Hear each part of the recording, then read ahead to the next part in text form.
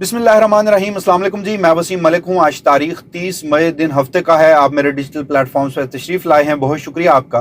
नाज़रीन, जब से ये निज़ाम वजूद में आया बिलखसूस 9 अप्रैल 2022, एक दिन ऐसा था कि जब अवाम पाकिस्तान ने बराह रास्त इस निज़ाम को खासी टक्कर दी, खासी मुश्किल सूरत हाल से दोचार किया, और ये निज़ाम आज तक उससे चाहते हुए भी नहीं निकल पा रहा। इस मकसद के लिए आईने पाकिस्तान मुकम्मल ख़त्म कर दिया गया, अदालतें अपाहज कर दी गई। तो एक मरतबा फिर इस निज़ाम को, मिलिट्री इस्टाब्लिशमेंट को ऐसी ही सूरत हाल का सामना होने जा रहा है। क्या एक मरतबा फिर 8 फरवरी 2024 का रिपीट टेलीकास्ट होने लगा है? और पाकिस्तान तहरीक इंसाफ, जिनका इल्ज़ाम है कि 8 फरवरी उनका मैंडेट था जो कि छीना गया, और बड़ी हद तक उस इल्ज़ाम में सदाकत भी दिखाई देती है, तो क्या पाकिस्तान तहरीक इंसाफ ने गुज़श्ता 2-2.5 बरस में इसकी कोई तैयारी भी की है? जी हाँ, मैं बात कर रहा हूँ 7 जून 2026 के उस दिन की, जब गिलगित बल्तिस्तान में इंतखाबात होने लगे हैं और अभी से ये निज़ाम जो है वो पैनिक करता दिखाई दे रहा है। गुज़श्ता 2 दिन वहाँ पर क्या सूरत हाल पेश आई है, इस हवाले से क्या मुस्तकबिल का मुमकिन मंजरनामा हो सकता है, और फिर क्या आखिर में ये बात करेंगे कि पाकिस्तान तहरीक इंसाफ की इस हवाले से कोई तैयारी है भी या नहीं। तो वीडियो का बाकायदा आगाज़ करते हैं। जब से बिलखसूस 9 अप्रैल 2022 से इमरान खान साहब के जो इक़दामात थे, उनका जो तर्ज सियासत था, उसने पाकिस्तान की सियासत के डायनामिक्स को हर हवाले से तब्दील कर दिया। तो उसका एक मुमकिन मंजरनामा हमें गिलगित बल्तिस्तान में होने वाले इंतखाबात की सूरत में भी नज़र आ रहा है। यानी आप पाकिस्तान का समाज देखिए, आप पाकिस्तान की मईशत को देखिए, आप पाकिस्तान की सियासत को देखिए, अदालत को देखिए, आप पाकिस्तान की सहाफ़त को देखिए, तो सब डायमेंशंस में ही मुकम्मल तौर पर तब्दीली आई थी। अब इस गिलगित बल्तिस्तान की सियासी डायमेंशन में इस तरह से तब्दीली आई है कि इससे कबल जब भी गिलगित बल्तिस्तान में इंतखाबात होते थे तो वहाँ इंतखाबात का दौरानिया ऐसा रखा गया कि मरकज में जिसकी हुकूमत होती है उसी का ही अक्स गिलगित बल्तिस्तान या फिर आज़ाद जम्मू कश्मीर में आपको नज़र आता है। इवन के आप यूँ कह लीजिए कि इस्लामाबाद का अक्स जो है वो कश्मीर मुजफ्फराबाद या फिर गिलगित बल्तिस्तान गिलगित में आपको नज़र आता है। इस मरतबा तब्दीली ऐसी हुई है कि मरकज़ में तो हाइब्रिड निज़ाम है, पाकिस्तान पीपल्स पार्टी और PMLN है, कोalition गवर्नमेंट है, मगर हाइब्रिड निज़ाम और ये सियासी जमातें जो हैं ये उसी पैटर्न पर कोई भरोसा नहीं कर रही और पैनिक में हैं, और पाकिस्तान तहरीक इंसाफ वहाँ पर इन्हें खासा टफ टाइम देने जा रही है। तो ये एक तब्दीली इस मरतबा ज़रूर आई है। अब उसमें तब्दीली यहाँ तक कैसे आएगी कि वो जो अवाम की मंशा है, हक़ खुद इरादियत है, वो वोट है, वो विल ऑफ द पीपल जो है, वो विल ऑफ द पार्लियामेंट, वहां पर भी नजर आएगा। तो इसी हवाले से मैं कह रहा था कि क्या पाकिस्तान तहरीक इंसाफ ने भी तैयारी की है। इसका वीडियो के इख्तिताम पर कुछ मुमकिन मंजरनामा आपके सामने रखेंगे, मगर सबसे पहले हम गिलगित बल्तिस्तान इंतखाबात रिपीट टेलीकास्ट कैसे हुआ 8 फरवरी का, वो भी मैं आगे चलकर बताता हूँ। लेकिन क्विकली हम जरा अपडेट्स जो हैं वो आपसे शेयर कर लेते हैं। जनाब, कल से कुछ वहाँ पर ज़्यादा मामला जो है वो मुतनाज़ा हुआ कि जब पाकिस्तान तहरीक इंसाफ के खैबर पख्तूनख्वा के सदर जो हैं जुनैद अकबर साहब, वो अपने कुछ MNAs के साथ या उनकी जो टीम है वो कैंपेन के सिलसिले में वहाँ पर मौजूद थे। सबसे पहले उन्हें अरेस्ट किया गया, खबर आई कि उन्हें गिरफ्तार कर लिया गया है। और ये एक न्यू नॉर्मल है, पाकिस्तान तहरीक इंसाफ का कोई वर्कर हो, कोई लीडर हो, अब पूरे पाकिस्तान में किसी भी जगह पर हो और उसे गिरफ्तार कर लिया जाए तो आजकल ये इतनी बड़ी खबर नहीं बनती है, उसमें खबरियत का अंसर नहीं होता। लेकिन चूंकि पहला एक ऐसा हैवी वेट था जो पाकिस्तान तहरीक इंसाफ की तरफ से गिलगित बल्तिस्तान इंतखाबात में गया और वहाँ पर इंतखाबी कैंपेन जो है वो यकसर तब्दील हो गई। वहाँ के जो मनाजिर मुख्तलिफ सोशल मीडिया प्लेटफॉर्म से नज़र आ रहे थे, तो उससे पाकिस्तान तहरीक इंसाफ की सियासत में जो एक जान पड़ी, उसके बाद शायद ये निज़ाम पैनिक हुआ। और उसके बाद ये इतलात आती हैं कि उन्हें जनाब गिरफ्तार किया गया था, उनके पास NOC नहीं था, लिहाजा उन्हें सूबा बदर कर दिया गया और वो खैबर पख्तूनख्वा के इलाके कोस्तान में मौजूद हैं।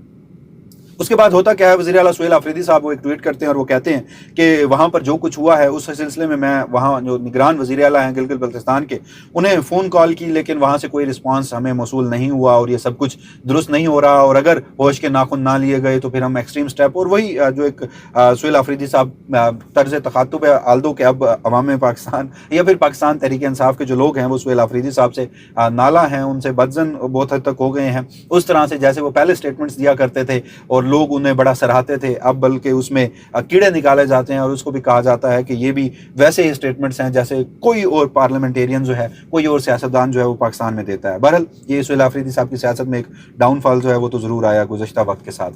اس کے بعد ہوتا یہ ہے کہ وزیر اعلیٰ گلگت بلتستان کے ترجمان کہتے ہیں کہ جب سہیل آفریدی صاحب کی کال آئی تھی، وزیر اعلیٰ صاحب اس وقت کمر درد کی تکلیف میں تھے، ڈاکٹرز معائنہ کر رہے تھے، اور اس کے بعد پھر ہم نے دوبارہ کال کی، سہیل آفریدی صاحب دستیاب نہیں تھے۔ حقیقت یہ ہے کہ سہیل آفریدی صاحب سے یا کے پی کے سے یا پی ٹی آئی کے لوگوں سے اگر کسی نے گفتگو کرنی ہے تو جب تک اسٹیبلشمنٹ کی وہاں پر انہیں کوئی اجازت نہیں مل جاتی، ان کی طرف سے گو ایڈ نہیں مل جاتا، تو وزیر اعظم شہباز شریف صاحب تک جرت نہیں کرتے۔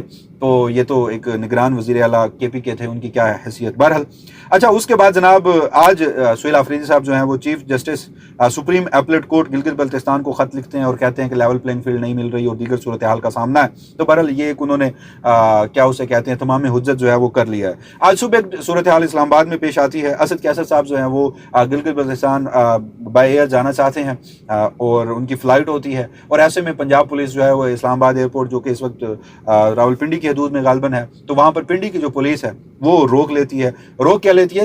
صرف اسد کیسر صاحب کو نہیں روکتی بلکہ پوری ٹریفک بند کر دیتی ہے، جس کے نتیجے میں اسد کیسر صاحب تو نہیں پہنچ پاتے، اس میں خواجہ سعد رفیق صاحب اور پی ایم ایل این کے کچھ لوگ ہیں وہ بھی وہاں پر کیمپین کے لیے جانا چاہ رہے ہوتے ہیں، ان کی فلائٹ بھی مس ہو جاتی ہے، اور باقی سینکڑوں لوگ جن کی فلائٹس جو ہیں وہ مس ہوئی ہیں وہ الگ سے، لیکن راستہ ہی بند کر دیا گیا، ایئرپورٹس تک راستہ بند کر دیا گیا، اور عام ایکسیس کا یعنی ایک جگہ سے دوسری جگہ رسائی کا جو ایک آئینی حق ہے اس کو بھی آج اسلام آباد کی سڑکوں پر پامال کیا گیا ہے۔ تو یہ کل سے اب تک کی جناب صورتحال تھی۔ اب کوئکلی آ جاتے ہیں کہ ریپیٹ ٹیلی کاسٹ کی جو میں بات کر رہا تھا وہ کیسے ہو رہا ہے۔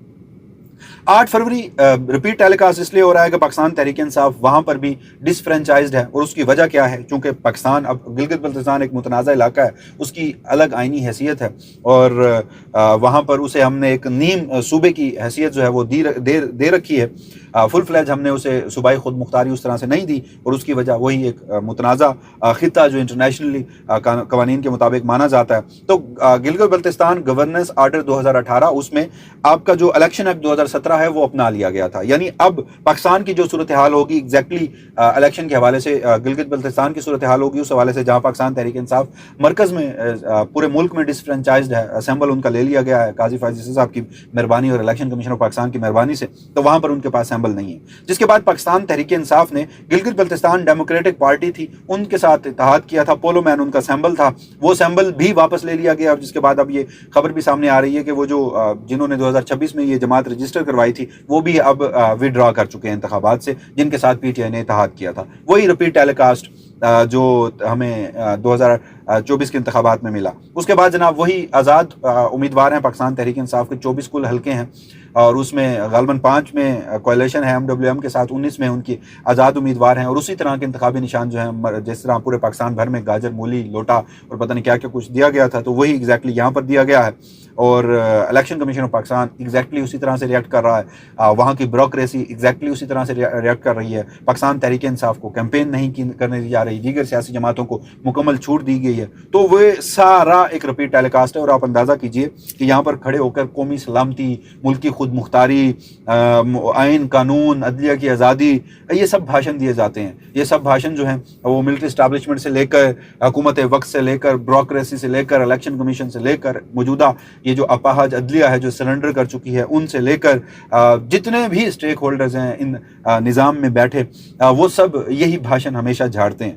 اب ایک متنازع علاقہ ہے گلگت بلتستان، کشمیر کا حصہ ہوا کرتا تھا، اب جو ہماری آزاد کشمیر کی حیثیت ہے وہی گلگت بلتستان کی حیثیت ہے، اور پھر جموں کشمیر کے حوالے سے، انڈین آکوپائڈ کشمیر کے حوالے سے ہمارا ایک سٹانس ہے۔ اس وجہ سے ہم نہ تو کشمیر کو ایک فل فلیج صوبے کی حیثیت دے پا رہے ہیں، نہ ہی گلگت بلتستان کو۔ کشمیر کو ہم نے ایک انڈیپینڈنٹ اسٹیٹ جو پاکستان کے زیر انتظام ہے وہ رکھا ہوا ہے، گلگت بلتستان کو ہم نے نیم صوبے کی حیثیت تو دے رکھی ہے، وہاں پر وزیر اعلیٰ ہے، ایک اسمبلی ہے، پاکستان کا نظام وہاں پر چلتا ہے، لیکن اسے مکمل صوبائی خود مختاری نہیں دی، اس کی کانسٹیٹیوشنل حیثیت اس طرح سے نہیں ہے۔ وجہ یہ ہے کہ پھر ہمارا جو کشمیر کے حوالے سے سٹانس ہے ان انٹرنیشنلی اس کو ٹھیس پہنچ سکتی ہے. تو اس وجہ سے جہاں اتنا ایک ڈسپیوٹڈ علاقہ ہے وہاں پر آپ پاکستان تحریک انصاف کو کیمپین نہیں کرنے دے رہے, وہاں پر آپ لوگوں کو, پاکستان تحریک انصاف کے لوگوں کو صبح بدر کر رہے ہیں, جبکہ پی ایم ایل این کے لوگ جا رہے ہیں, پیپلز پارٹی کے لوگ جا رہے ہیں, ان کو وہاں پر اسٹیٹ مشینری جو ہے وہ ویلکم کر رہی ہے. تو یہ ایک انتہائی افسوسناک صورتحال ہے. سوچنا یہ چاہیے کہ آپ پاکستانیت سے کھیل رہے ہیں,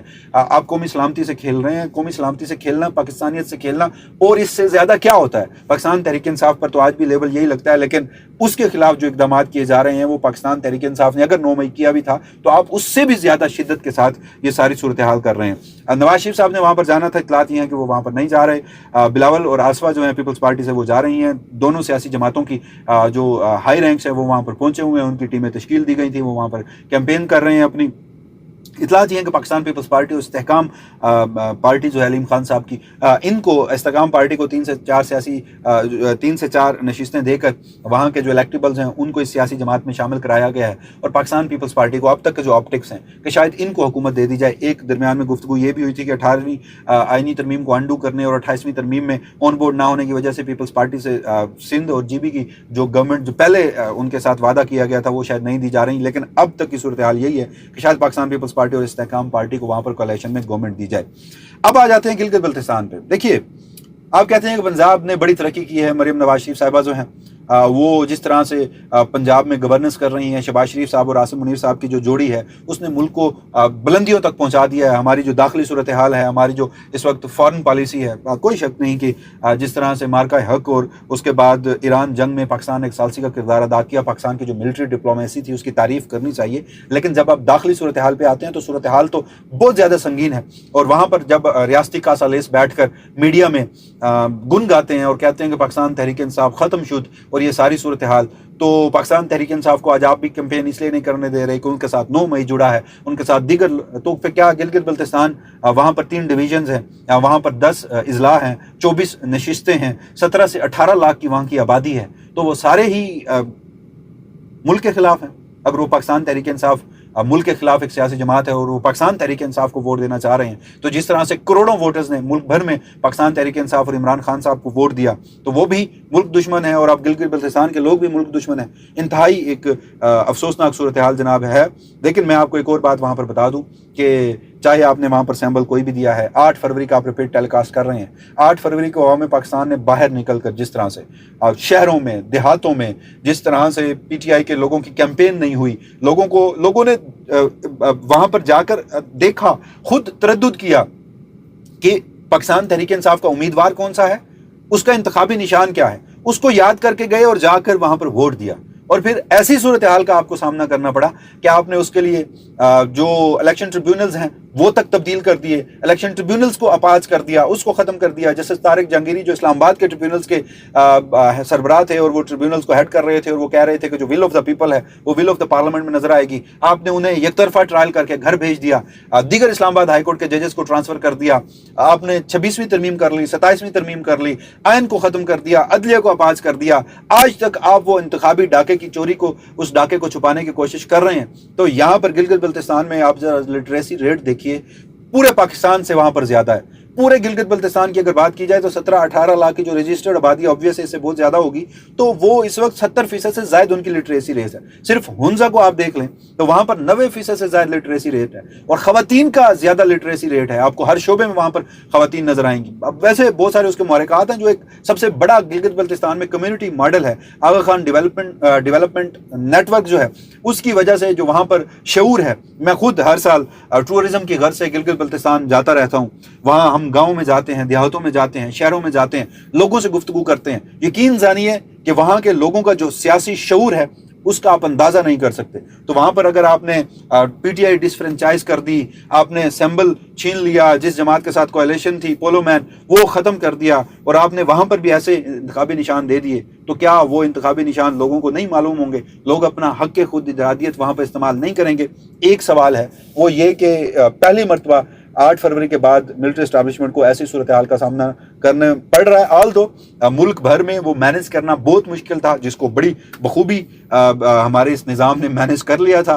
पाकिस्तान तहरीक इंसाफ के फार्म 45 की जगह अपने फार्म 47 वो लेकर आए थे। पाकिस्तान तहरीक इंसाफ क्या बल्कि जो ओरिजिनल फार्म 45 थे। और बहुत सारे लोग कहते हैं कि जी ये एक इल्ज़ाम है, इसको साबित नहीं किया गया तो साफ़ी किस तरह से बैठ कर ये क्लेम कर सकते हैं। तो हुजूर फिर पूरी बात कीजिए कि आपने इंतखाबी नताइज अगर बदले, अगर नहीं बदले, मुबैना थे, तो फिर आपने इंतखाबी ट्रिब्यूनल्स को काम क्यों नहीं करने दिया, अदलिया आपने क्यों अपाज कर दी। जस्टिस मंसूर अली शाह से आपको खौफ ये था कि वो आकर इंतखाबी ऑडिट करवा देंगे, तो उस वजह से आपने 26वीं तरमीम कर ली। तो बहरहाल ये सारी चीज़ें हैं, पूरी बात यहाँ पर नहीं बताई जाती। तो बात यह है कि जहाँ इस्टेब्लिशमेंट ने मुल्क भर में ये सिस्टम जो है वो मैनेज कर लिया था और बड़ा बखूबी किया था, लेकिन मुश्किल सूरत हाल तो थी, उसके लिए आपको आइन भी बदलना पड़ा। आज तक आपके ऊपर ये एक स्टिग्मा है, एक दाग है, आप उससे नहीं निकल पा रहे। तो अब ये तो 17-18 लाख की आबादी है, 24 नशिस्तें हैं, एक खिता है, 10 अजला हैं, यहाँ पर तो बड़ा आसान होगा। तो पाकिस्तान तहरीक इंसाफ जो है वो वहाँ पर क्या करेगी, आपको कैंपेन करने की कोई ज़रूरत नहीं है। पाकिस्तान तहरीक इंसाफ को वहाँ पर नहीं जाने दिया जा रहा, कोई मसला नहीं है, लेकिन आपने इंतखाबी जो इलेक्शन डे है उस हवाले से कोई स्ट्रैटेजी बनाई है, मुझे अभी तक ऐसी नज़र नहीं आई। खालिद खुर्शीद साहब वहाँ पर बागडोर संभाल रहे हैं, लेकिन उनको सज़ा है, वो इस वक्त रुपोश हैं। वहाँ पर पीटीआई की क़यादत उस तरह से, पीटीआई की तंजीम नहीं है, उस तरह से तैयारी नहीं की गई। तो बजाय इसके कैंपेन मेरे ख्याल में पाकिस्तान तहरीक इंसाफ को इंतखाबी दिन के हवाले से तैयारी करनी चाहिए, फार्म 47 के हवाले से तैयारी करनी चाहिए, आवाम को शऊर देना चाहिए कि क्या इस तरफा कोई ऐसे मनाजिर तो हम नहीं देखेंगे कि लोग जब वोट देने के लिए बाहर निकलेंगे तो जब तक वो अपना नतीजा लेकर वापस नहीं आएंगे, सिर्फ वोट डालकर वापस नहीं आ जाएंगे, जो 8 फरवरी को हुआ, या इससे मुख्तलिफ सूरत हाल होगी। बहरहाल ये एक सूरत हाल थी कि एक तो इस्टेब्लिशमेंट का भी इम्तिहान है कि अगर वो करते हैं तो वो कितनी खूबसूरती से करते हैं। इस्टेब्लिशमेंट से मुराद मेरी इस मुल्क के हाइब्रिड निज़ाम की है।